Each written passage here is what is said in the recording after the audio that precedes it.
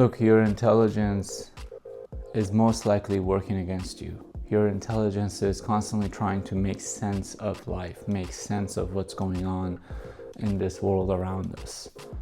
And because we'll never get there, we'll never have all the answers. It is beyond our existence. It's beyond our ability. It's beyond our capabilities to have correct answers to every single question in regards to our existence and why this and why that. And so what we do is we create simple answers that are extremely simplified, that are too simplified to have a clear, cohesive understanding and a cohesive response. And that simplification, although it's good enough that it pushes us through, it's not good enough to make us feel settled. It's not good enough to make us feel at peace. What am I actually talking about? It seems like I need to give an example, right? Well, we take every aspect of our psychology and we define it versus in terms of men versus women. And that is a far too simplified way of explaining what we are, who we are, and what we're doing here.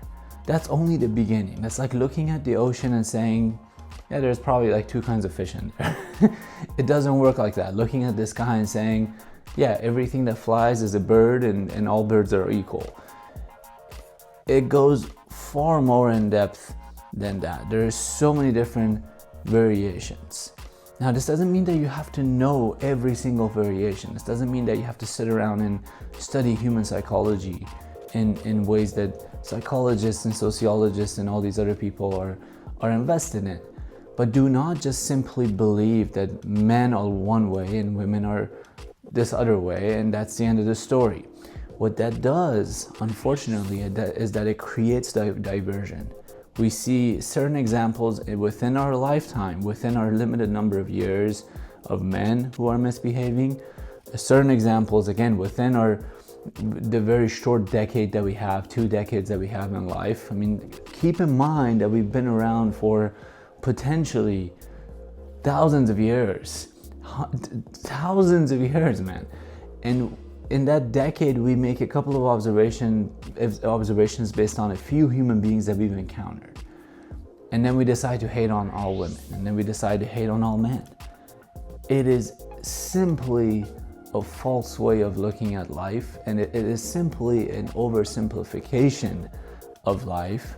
And if you choose to view life that way to start, that's your choice, that's okay. But do not let that define your understanding of humanity, because you haven't even begun. You haven't even started the journey of studying human beings and really getting into what makes us who we are. Every human being makes certain decisions based on their circumstances, based on the conditioning of the past, based on their subconscious that comes from their childhood that's related to the conditioning of the past, and based on generations of decisions that have been made prior to their existence. This sounds completely crazy, but the reason you are watching this video, the reason I'm making this video, has something to do with my mom and dad, has something to do with your parents. If they did not exist, at the very least, if they hadn't created you, you would be here watching the video, right? If my parents were not intrigued and questioning life on a day-to-day basis, I probably wouldn't be here feeling compelled to create these videos on a daily basis. So this doesn't mean that, you know, we owe anything to them. This doesn't mean that they created any kind of curse on our lives. No, that is only your perspective, and it's only your mind telling you ideas, telling you things, and it's your responsibility whether you choose to believe that concept or not. It's your responsibility to decide how truthful or how false that concept that your mind is running actually is. Your mind isn't going to stop, man. The idea of wanting your brain to stop, it's kind of like looking at the ocean and thinking, I wonder when there's no more waves so I can go swimming and it'll feel like my swimming pool in my backyard. That will never happen. The ocean will always be the ocean, and the ocean is the mind. your mind will be running. It's constantly going to run for the rest of your life. And the saddest truth is, those who take their lives, I am convinced that they do it because they truly wish they can stop the mind. They truly are incapable of accepting that never-ending voice in their head, that mind that's not stopping. They're not willing to surrender to it. And by taking their lives, it's their way of turning off the button, right? And it's the saddest truth, because there's so much potential to human life. It's the only valuable thing. It's the only currency on the face of this planet. You are the highest currency on this planet. Not the money you make, not the girlfriend you keep or not keep, not the relationships, not even your kids. Because if you don't invest in yourself, man, you're going to ruin their lives one way or another. I mean, I just talked about conditionings of the past, the subconscious. And so you're the highest currency.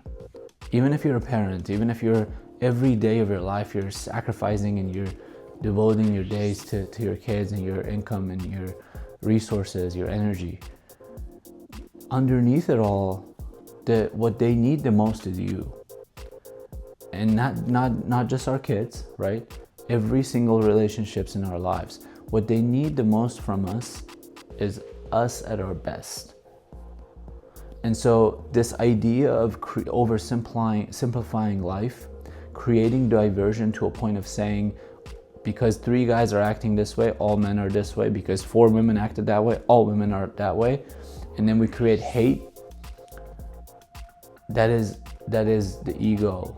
That is the devil, or call it wherever you want. That is your brain never stopping and you falling into traps of your limited capacity of your intelligence. And that sounds like an oxymoron, right? Because we are intelligent. We are extremely intelligent. But certain concepts are beyond our brain power. And to define the human psychology, right? To define the human psychology is a little bit outside of our daily understanding. We're talking like in the realms of, I don't know, metaphysics.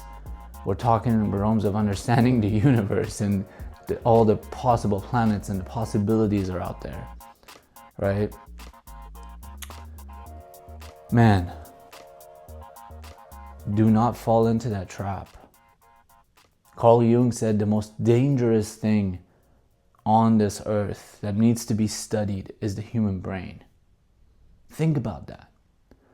Your human brain is capable of ruining your life, and it is also capable of giving you the best of possibilities, creating the best lives, not just for yourself, but for future generations. That's all sitting right above your shoulders. And the directions you decide to take, it's not just like 1 or 2, it's on day-to-day basis. The decisions you choose to make within each day is the result of that. How you decide to ruin your own life and all the lives around you, or how you decide to build the quality that you deserve. And so do all the other people, so do all your loved ones, all the people who depend on you. Our intelligence is extremely capable. And in some ways we deserve better answers, right? We deserve better answers than that oversimplification of men are this way, women are that way. That oversimplification of if you do this, this happens. If you do that, that happens. If someone said that, they cursed you. If someone said this, da. There's so much more going on in life. There's so many different aspects, tiny little things that create the experience that we go through on day-to-day basis. And you have to be aware of that. You have to recognize that. We blame each other far too much. And when we decide to oversimplify our lives and create these ideas that all of us are a certain way, all these people are this way, blame takes over. And don't let blame take over your life. You don't have to treat everybody like they're going to be the greatest soulmate you've ever encountered. But there's a practice that we can do within each single day to encounter every human being like a blank piece of paper. And that's our journey in life. This is what the ancients talked about. All philosophers knew about this. That's our journey, to treat one another equally simple, right? Equally plain. We don't have to do extra love, go out of our way. We don't have to be all judgmental. And be careful with that frame of thought, because if we give into it too much, it starts to really deteriorate the quality of our life. And we're better than that. We are far, far more capable than that. I wish you all the best. See you next time.